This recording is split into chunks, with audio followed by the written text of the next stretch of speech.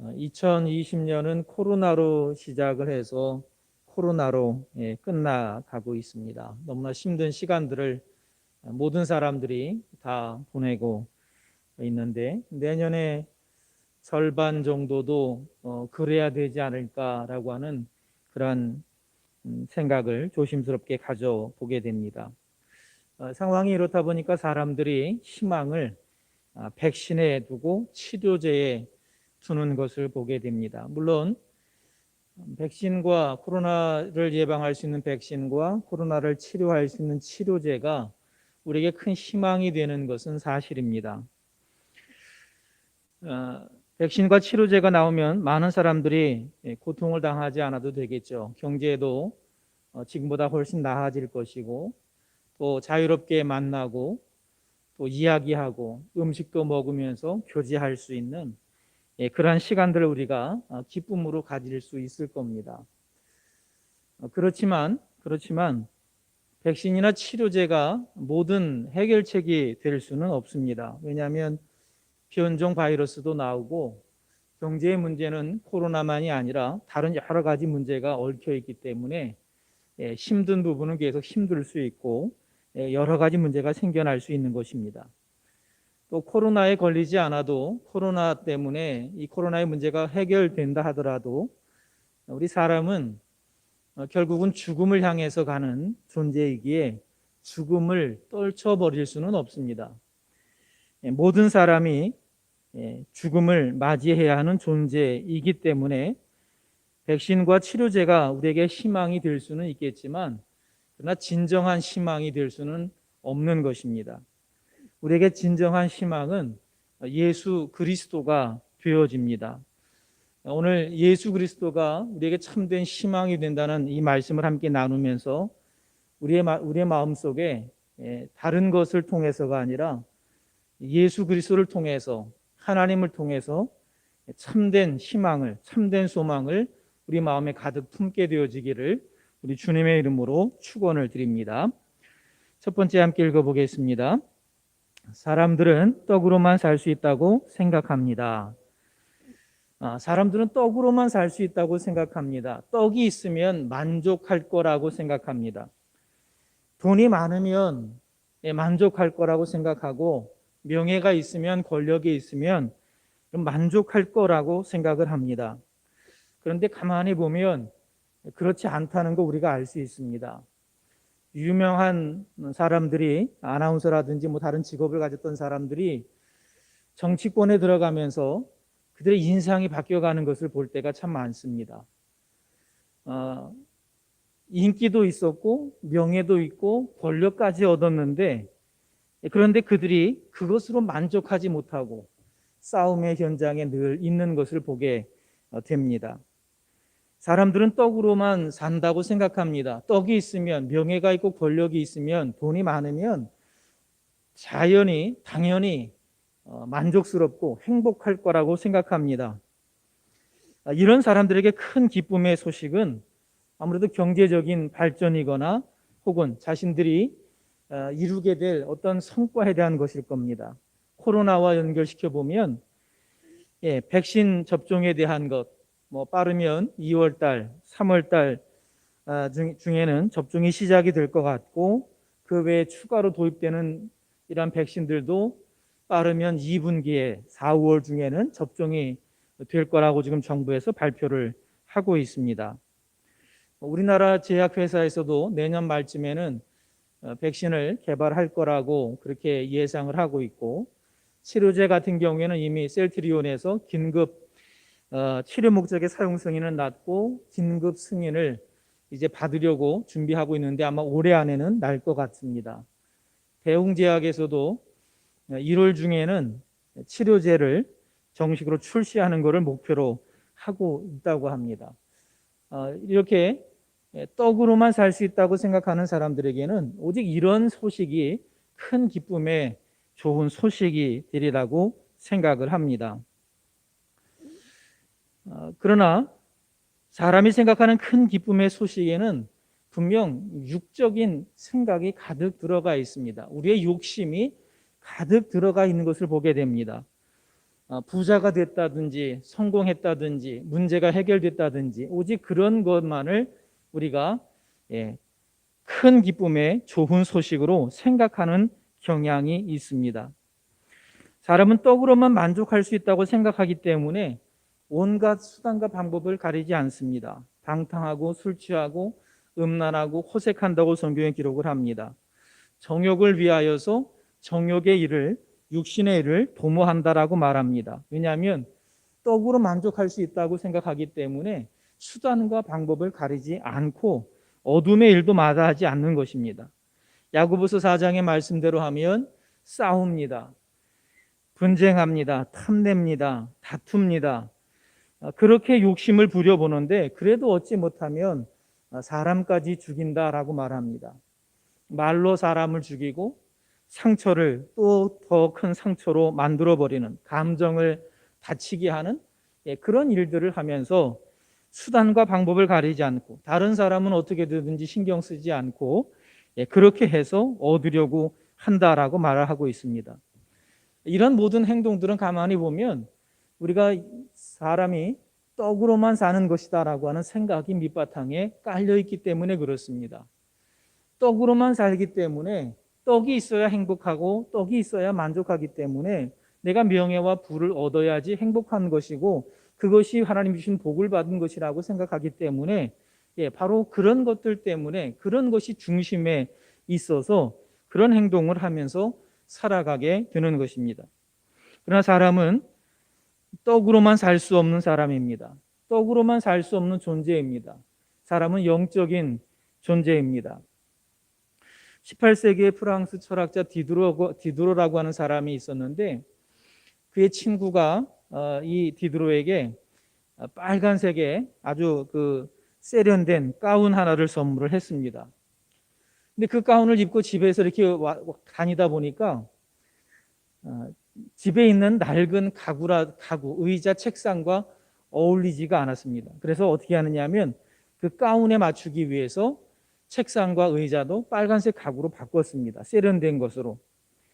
그리고 나니까 또 다른 것이 안 어울려서 또 바꾸고 또 바꾸고 그래서 모든 가구를 마침내 다 바꿨다는 그런 이야기가 있습니다. 여기에서 유래한 것이 디드로 효과라고 하는 겁니다. 하나의 물건을 구매하고 나면 그러면 그것에 만족하는 것이 아니라 그것과 맞추기 위해서 또 다른 것을 구해야 되고 또 다른 것을 구입해야 하는 이런 구매 현상을 두고 하는 말입니다.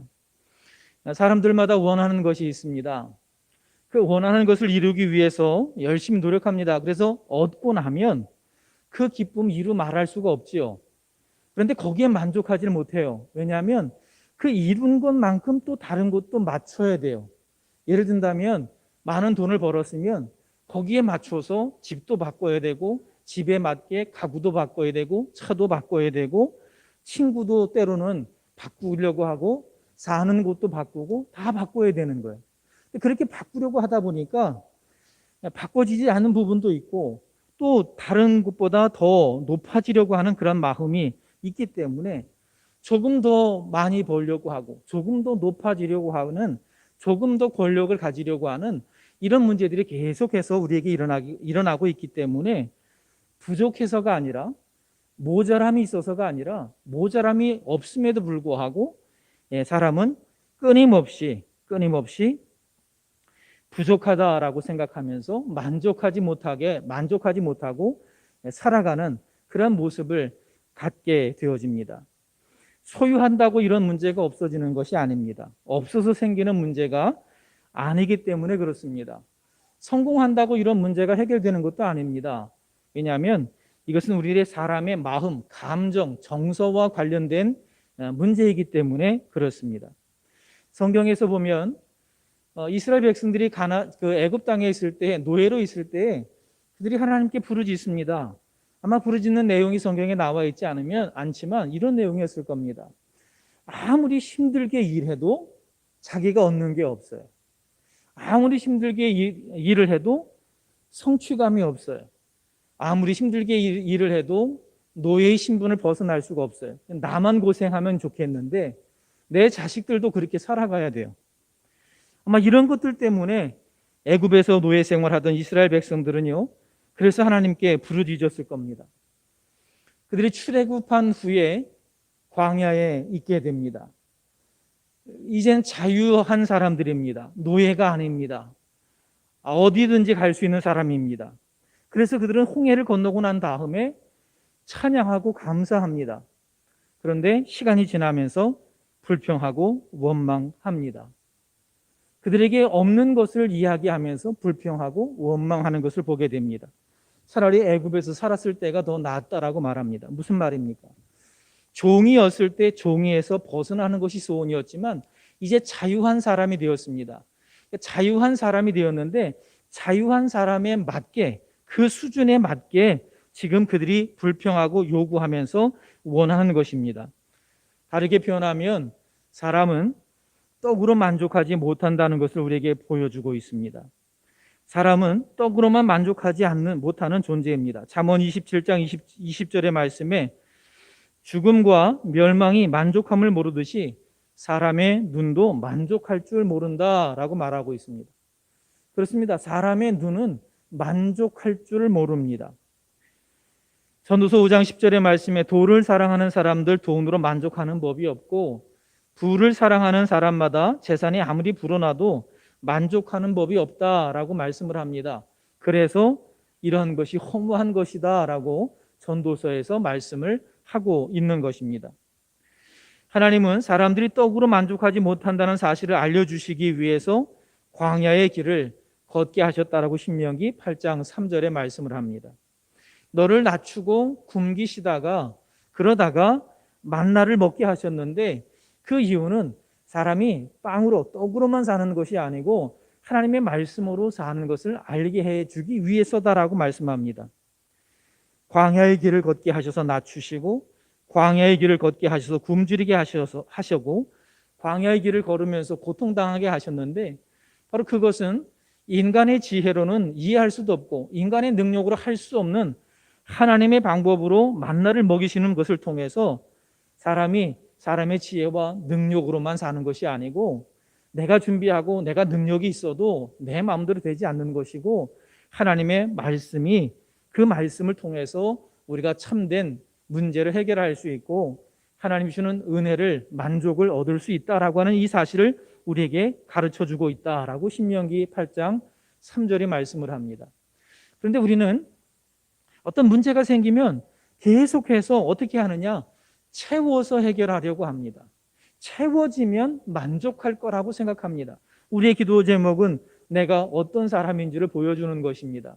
우리가 기도하는 것을 가만히 보면 많은 기독교인들이 기도하는 것을 가만히 보면 그것은 떡으로 만족할 수 있다라고 하는 생각을 갖고 있다는 사실을 알 수가 있습니다. 채워지기만 하면, 권력을 갖기만 하면, 성공하기만 하면, 문제가 해결되기만 하면 그러면 만족하고 그러면 행복할 거라고 하는 생각을 갖고 있습니다. 그것이 복이라고 생각합니다. 그런데 그렇지 않습니다. 사람은 영적인 존재입니다. 데살로니가전서 5장 23절에 보게 되면 끝에 부분에 이런 말씀이 나오죠. 그리스도께서 오실 때에 너희의 온 영과 혼과 몸이 흠없이 보존되기를 원한다라고 말합니다. 사람은요, 영과 혼과 육으로, 몸으로 만들어져 있습니다. 여기에 영이라고 되어 있습니다. 사람은 영적인 존재입니다. 하나님과의 교제 없이는 만족할 수 없는 존재인 것입니다. 왜 그러냐면 창세기 1장 27절의 말씀에 보면 하나님은 우리를 하나님의 형상으로 만드셨다라고 말하고 있습니다.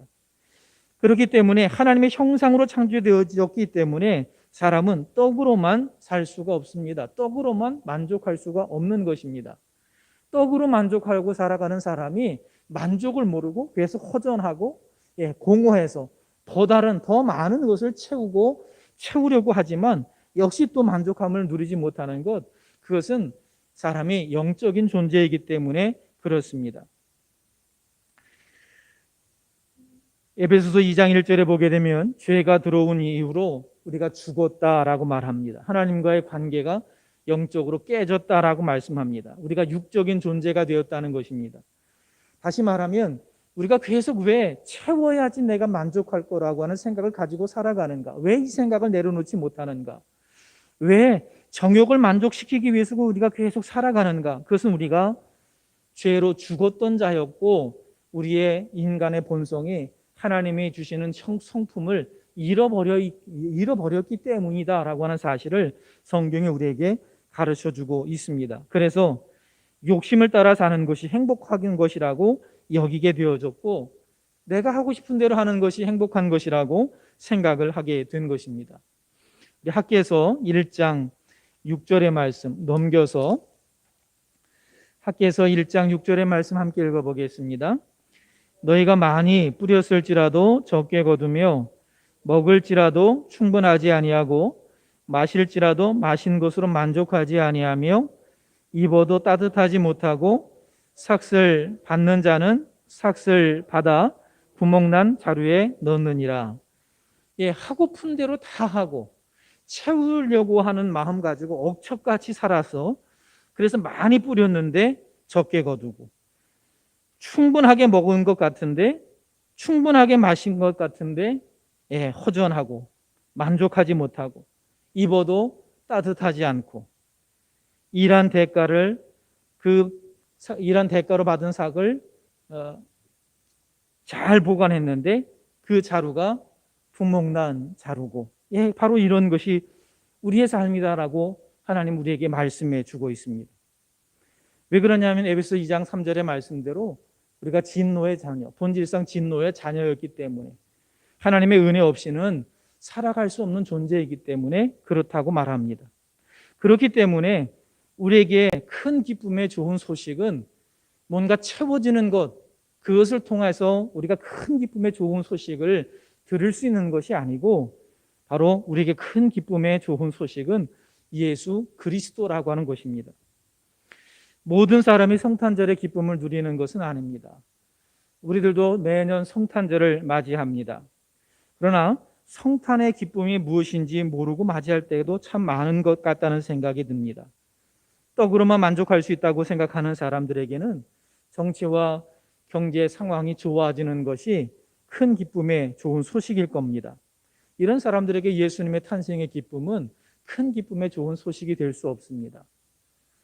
하나님을 믿는 사람들 가운데서도 예수 그리스도가 참된 희망이 된다는 사실을 모르는 사람들은 그저 육적인 사람들과 똑같이 떡으로 만족해야 하는, 건강해야 하고 풍성해야 하고 성공해야 하고 이런 것으로 만족하게 되는, 이런 것을 통해서 큰 기쁨을 얻으려고 하는 그런 사람들에게는 예수 탄생의 의미가, 예수 그리스도의 이 땅에 오심이 큰 기쁨의 소식이 될 수가 없을 것입니다. 단지 예수님은 수단이고 도구일 뿐인 것입니다. 문제를 해결하는, 부자로 살기 위한, 명예를 얻기 위한 발판이고 버팀목이고 든든한 배가 든든한 백이 되는 그러한 존재밖에 되어지지 않을 것입니다. 누가복음 2장 11절의 말씀에 보면 이렇게 말씀합니다. 오늘 다윗의 동네에 너희를 위하여 구주가 나셨으니 곧 그리스도 주시니라. 우리를 위하여 구주가 나셨다라고 말합니다. 이 구주라고 하는 단어는 본래 로마 시내에 있던 로마 백성들이 그 로마 황제 가이사가 이렇게 전쟁을 하고 들어올 때, 특별히 그 아우구스도라고 하는 이 황제가 전쟁을 하고 개선해서 들어올 때에, 그럴 때에 길거리로 나가서 구주 가이사라고 했던 그런 단어들입니다. 다시 말하면 정치적인 평화를 우리에게 주는 사람, 정치적인 평화를, 승리를 우리에게 주는 사람 가이사, 이런 의미로 그들이 구주 가이사라고 말을 썼습니다. 그러나 이 로마의 황제가 그들에게 평화는 주었을런지 모르지만, 승리는 주었을런지 모르지만 죄에서 구원하는 이러한 은혜는 그들에게 주지 못했습니다. 마태복음 1장 21절의 말씀 함께 읽어보겠습니다. 아들을 낳으리니 이름을 예수라 하라. 이는 자기 백성을 그들의 죄에서 구원할 자이심이라 하니라. 예수라고 하는 말은 자기 백성을 그들의 죄에서 구원할 자라고 하는 뜻입니다. 어떤 인간도 해결하지 못한 죄의 문제를 바로 예수 그리스도를 통해서 해결을 할 수 있다고 우리에게 말씀해 주고 있습니다. 십자가의 죽음을 통해서 대신 속죄의 제물이 되셔서 우리를 구원하셨다라고 말씀합니다. 그래서 예수님의 탄생이 큰 기쁨의 좋은 소식이 되는 것입니다. 에베소 2장 4절 5절의 말씀에 보면 허물로 죽은 우리를 그리스도가 함께 살리셨다라고 말합니다. 여러분, 죄의 결과는 사망입니다. 우리가 다 생로병사의 과정을 겪습니다. 한 사람도 예외가 없습니다. 모든 인간이 죽습니다. 인간이 죄인이란 증거입니다. 예수 그리스도를 믿는 사람은 죄를 이길 수 있습니다. 이 땅을 살아가면서 죄를 이기며 살 수 있습니다. 매번은 아닐지 모르지만 죄를 이기며 살 수 있습니다. 하나님이 주시는 힘으로 죄에서 떠날 수 있습니다. 그리고 이 땅을 떠날 때 생로병사에서 죽음을 우리가 맞이하게 될 때에 그 죽음으로, 심판으로 우리의 인생을 끝내는 것이 아니고 하나님께서 면류관을 들고 오시면서 하나님의 자녀로 우리를 받아주시는 영생의 은혜를 우리가 얻게 되어집니다. 이것이 바로 예수 그리스도를 믿는 자들에게 주시는 하나님의 은혜입니다. 바로 그래서 예수님의 탄생이 큰 기쁨의 좋은 소식이 되는 겁니다. 예수 그리스도께서 우리를 위해서 십자가에 죽으신 이 귀한 사건을 통해서, 그렇게 하기 위해서 이 땅에 오신 이 예수님의 탄생은 그렇기 때문에 하나님과의 관계가 회복될 거라고 하는 것을 우리에게 보여주고 있습니다. 여러분, 관계가 깨어졌을 때 가장 먼저 나타나는 현상은요, 말을 하지 않는 겁니다. 대화가 통하지 않는 겁니다. 여러분, 아무리 하나님께 기도한다고 해도 이스라엘 백성들이 죄가 있었을 때 하나님께서 뭐라고 말씀하시냐면 내가 듣지 않겠다고 말씀합니다. 내가 얼굴을 돌리겠다고 말씀합니다. 그런데 예수님이 이 땅에 오셨다는 얘기는 무슨 말이냐면 우리가 기도하면 하나님이 들으신다는 겁니다. 내가 어떤 말을 하든지, 내가 터무니없는 말을 하더라도 하나님이 들으신다는 겁니다. 때로는 하나님을 향해서 원망의 말을 한다 할지라도 하나님은 잠잠히 잘 듣고 계십니다. 우리가 힘들 때 하나님 아버지라고 부를 수 있는 것, 하나님 아버지 주여라고 우리가 그렇게 하나님을 부를 때에 바로 그 소리를 듣고 계신다는 것입니다. 이것이 관계 회복이 주는 우리에게 귀한 은혜입니다. 바로 이런 은혜가 우리에게 임했다는 것을 말하기 때문에 예수님의 탄생은 우리에게 큰 기쁨의 좋은 소식입니다. 두려움에서 자유롭게 되어집니다. 히브리서 2장 15절 맨 마지막에 있는 성경 구절 함께 읽어보겠습니다.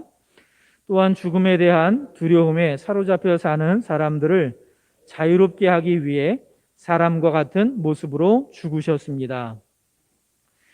죽음에 대한 두려움으로 사람들은 사로잡혀 살아갑니다. 모든 사람이 그렇습니다.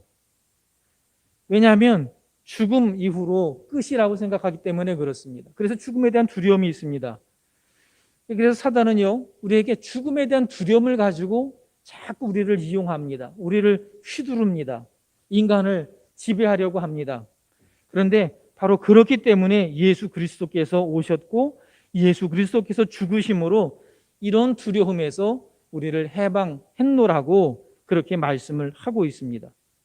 여러분, 그렇기 때문에 두려움에서, 죽음의 두려움에서 자유롭게 해주시는 이 은혜를 주시기에 오신 것이 예수님이시기 때문에 예수님의 탄생이 우리에게 큰 기쁨의 좋은 소식이라고 말하는 것입니다. 유명한 성공의 목회자였던 존 스토트라고 하는 분이 계십니다. 이분이 나는 왜 그리스도인이 되었는가 라고 하는 책을 썼습니다. 이 책에 이분이 이렇게 기록을 했습니다. 제가 그리스도인이 된 이유는 궁극적으로 제 부모나 스승의 영향도 아니고 그리스도에 대한 저 자신의 결단 때문인 것도 아니며 바로 천국의 사냥개 때문입니다. 이렇게 표현했어요. 즉 제가 원하는 길로 가고자 도망칠 때조차 끈질기게 저를 쫓아오신 예수 그리스도 그분 때문입니다. 라고 말을 합니다. 예수 그리스도를 천국의 개라고 표현했는데 이건 비하하는 발언이 아닙니다. 한 분이 시에서 이러한 표현을 쓴 건데 그 사냥개가 끈질기게 그 목표한 짐승을 쫓아가듯이 그리스도가 바로 그렇게 끈질기게 죄인들을 쫓아가신다는 거예요. 바로 죄인을 살리기 위해서 끈질기게 쫓아오셨던 그 예수 그리스도로 말미암아 내가 구원받았습니다 라고 하는 것이 존 스토트 목사님의 고백인 겁니다. 우리가 주님을 찾은 것이 아닙니다. 내가 노력한 거 아닙니다. 내 선택 아닙니다.